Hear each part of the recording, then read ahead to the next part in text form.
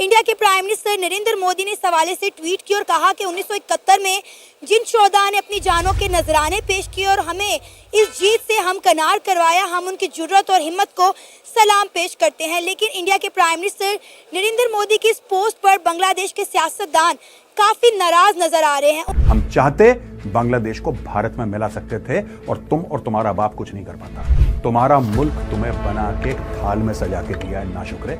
ये हर साल 16 दिसंबर को सेलिब्रेट किया जाता है, लेकिन इस दफा थोड़ी डिफरेंट सिचुएशन हुई है। Breaking news. इंडिया कहता है नमक हराम है बांग्लादेशी।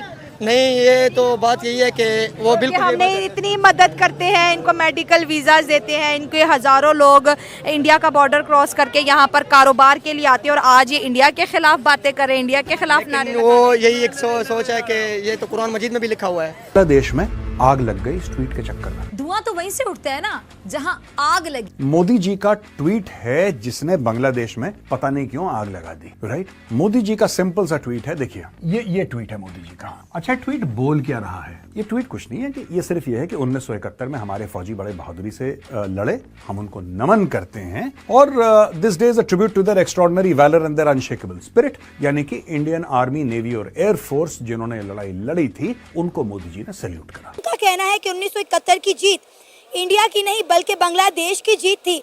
1971 की जंग में बांग्लादेश के लोगों ने और बांग्लादेश की आर्मी ने अपना खून बहाया था। इसमें इंडिया का कोई खास किरदार नहीं है, लिहाजा इसका क्रेडिट इंडिया और इंडियन आर्मी को ना दिया जाए।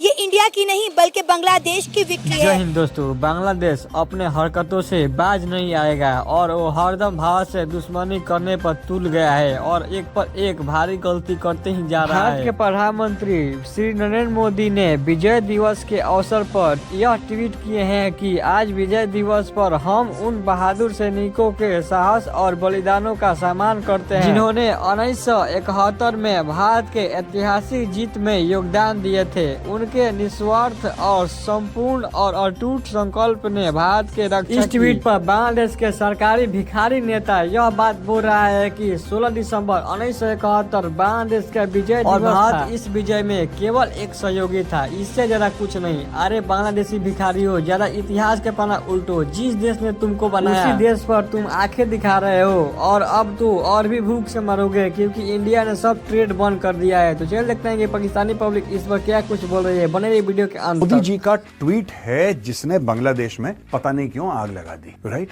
मोदी जी का सिंपल सा ट्वीट है, देखिए ये ट्वीट है मोदी जी का। अच्छा, ट्वीट बोल क्या रहा है? ये ट्वीट कुछ नहीं है कि ये सिर्फ ये है कि 1971 में हमारे फौजी बड़े बहादुरी से लड़े, हम उनको नमन करते हैं और this day is a tribute to their extraordinary valour and their unshakeable spirit, यानी कि इंडियन आर्मी, नेवी और एयरफोर्स जिन्होंने लड़ाई लड़ी थी उनको मोदी जी का मास्टर नहीं है स्ट्रेटेजिक कम्युनिकेशन। बिल्कुल नॉर्मल सी बात है, इन्होंने कोई ऐसी गलत बात नहीं करी, लेकिन इसमें 2-3 चीजें हैं, मैं आपको बताता हूं। सबसे पहले 1971 में 16 दिसंबर को बांग्लादेश बना, ईस्ट पाकिस्तान बांग्लादेश बन गया। पूरे ट्वीट में कहीं पे बांग्लादेश का नाम है ही नहीं।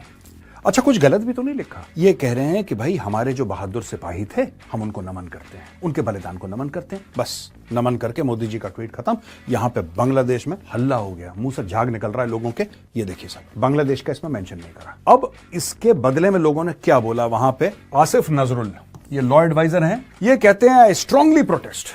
मैं बिल्कुल प्रोटेस्ट करता हूं। बांग्लादेशी है, काम तो इन्होंने करना नहीं है, ठीक है। अब जब ये फंसते हैं तो काम करना है हमने इनके लिए, इनको सिर्फ प्रोटेस्ट करना। देखो सबका है आई स्ट्रांग। ये हमारी हिस्ट्री का एक पेनफुल इंसिडेंट है क्योंकि हमारा एक पार्ट हमसे अलग हुआ, मगर आई थिंक ये एक कंबाइंड अलायंस इसको कहेंगे। दोनों केसेस में इंडिया की स्टेटमेंट भी अपनी जगह वैलिड है और बांग्लादेश की स्टेटमेंट भी अपनी जगह वैलिड है, क्योंकि बंगालीज ऑल्दो उनकी स्ट्रगल थी, फ्रीडम फाइट की मुक्ति बाहिनी उन्होंने तश्कील दी थी, मगर एक प्रोफेशनल इंडियन आर्मी की असिस्टेंस के बगैर और उसकी माइट के बगैर ये चीज़ पॉसिबल नहीं हो सकती थी। तो मेरे ख्याल से ये एक कंबाइंड एफर्ट है। इंडियन आर्मी की बहुत ज़्यादा असिस्टेंस थी, मगर ऑब्वियसली जो फ्रीडम फाइटर्स होते हैं वो अपने खून का नजराना पेश करते हैं, एफर्ट करते हैं अपने आप को आज़ादी हासिल करने के लिए और अपने इस गोल को अचीव करने के लिए। तो आई थिंक कि ये एक कंबाइंड अलायंस है, कोई भी इसको ये नहीं कह सकता कि बगैर इंडियन आर्मी के हो सकता था, और ये तो ऑब्वियसली नहीं कहा जा सकता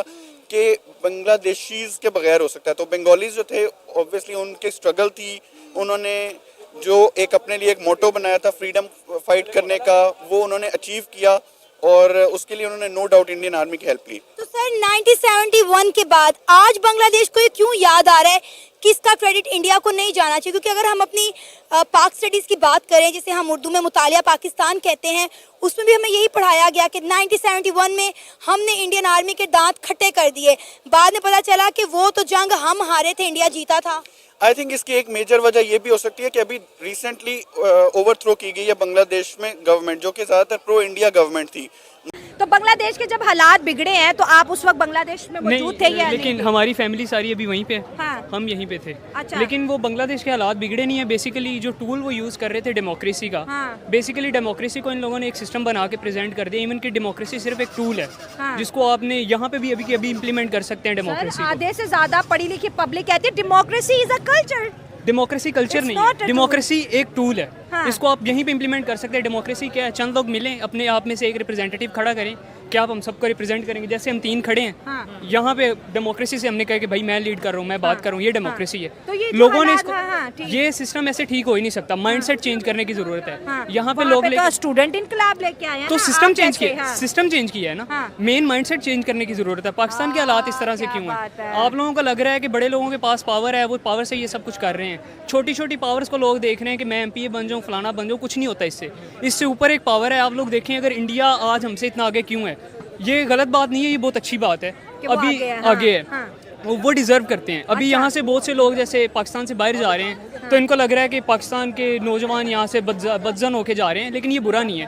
हमारी अनवेवरिंग रिजॉल्व रहा है 1971 में, और हमारे लोगों के लिए ये एक बड़ा एक्स्ट्रॉर्डनरी मोमेंट है। और इंडिया इसको, जारी बात है, मैं देख रहा था इंडिया के जो डिफेंस मिनिस्टर साहब हैं वो इसको सेलिब्रेट कर रहे थे। मोदी साहब स्टेटमेंट जारी कर रहे थे। Indian army, air force and navy जो है, उन्होंने एक, जिसे कहते हैं ना, यूनाइटेड जिसे कहते हैं ना, ऑफेंसिव लॉन्च किया था उस वक्त। सो ये आज जो, जिसे कहते हैं ना, बांग्लादेश जो रिएक्ट कर रहा है, जो बांग्लादेश के आसिफ नजरुल साहब हैं, उन्होंने कंडेम किया है प्राइम मिनिस्टर मोदी की तरफ से ये जो स्टेटमेंट है, और उन्होंने कहा जी कि जो पीएम मोदी साहब की जो पोस्ट है, मैं इसको कंडेम करता हूँ, और ये चीज़ें हैं। और बांग्लादेश जो है वो इंडिया से जो हमें थ्रेट, एंटी डिस्क्रिमिनेशन जो हो रही है और थ्रेट्स आ रहे हैं, हम उसका मुकाबला करेंगे। इंडिया के ये अब एक नई, जिसे कहते हैं ना, ये एक चैलेंज है फॉर द इंडियन गवर्नमेंट। जो पॉलिसियाँ है, गलत पॉलिसियाँ, उसे एक्सेप्ट करने के बजाय किसी और को कसूरवार ठहराया कि उनकी वजह से हुआ। बांग्लादेश के साथ या की पॉलिसियाँ ठीक नहीं थी, उनके साथ जो रवैया रखा गया था वो ठीक नहीं था, उस वजह से बांग्लादेश अलग हुआ। उनको मौका मिला, इवन इंडिया ने अगर थोड़ी बहुत हेल्प की भी होगी, तो वो स्पेस हमारी गलत पॉलिसी की वजह से वहाँ पे पैदा हुई। लेकिन सिर्फ 1971 की बात नहीं है सर, उसके बाद हम देख रहे हैं कि जितना भी बांग्लादेश के अंदर डेवलपमेंट हुई है, इंडिया का उसमें बहुत बड़ा किरदार रहा है। इंडिया ने कदम कदम पे बांग्लादेश को सपोर्ट किया। आप देखें कि जब ये 5 अगस्त 2024 को शेख हसीना वाजिद का तख्ता पलटा, तो बांग्लादेश के अंदर जो एहतजाज हुए, उसमें भी जो है यही कहा गया कि जो इंडिया यहाँ पर जो है हमें सपोर्ट कर रहा है, हमें वो नहीं चाहिए, हमें इंडिया की इन्वेस्टमेंट जो है वो बांग्लादेश के अंदर नहीं चाहिए। तो हम इस चीज़ को कैसे डिनाई कर सकते हैं कि बांग्लादेश को जो है मौशी लिहाज से ऊपर ले जाने में इंडिया का किरदार नहीं था? देखिए, अभी इंडिया का किरदार इस वक्त अफगानिस्तान में है। अफगानिस्तान को वो सपोर्ट करे, वो अपने